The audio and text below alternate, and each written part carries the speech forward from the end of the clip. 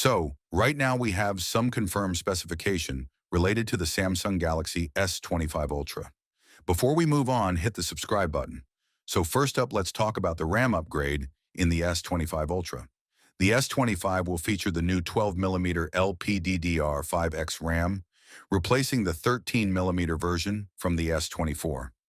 This brings improvements in power efficiency, faster performance, and a bit of space saving on the hardware side.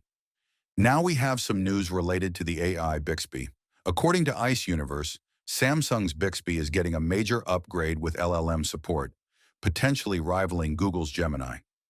This deep system integration could provide users with a more seamless experience, especially if it's well executed.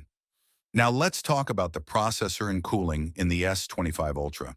The S25 Ultra will pack the Snapdragon 8 Elite, with Samsung boosting the vapor chamber size by 42% to improve thermal performance. This should help keep the phone cool during demanding tasks.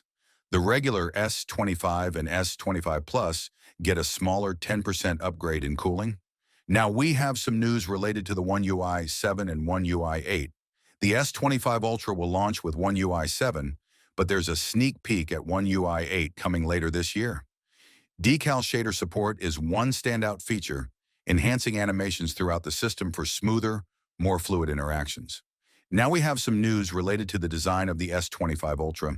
The S25 Ultra will feature slimmer bezels and a thinner frame compared to the S24 Ultra, resulting in a more premium look. However, the slightly raised camera lenses might attract some concern regarding dust collection. Now let's talk about the weight and battery. The S25 series is lighter across the board. S25, 8 grams lighter. S25 Plus, 7 grams lighter. And S25 Ultra, 15 grams lighter, all while maintaining the same battery capacity. So if you like my video, give a thumbs up and subscribe.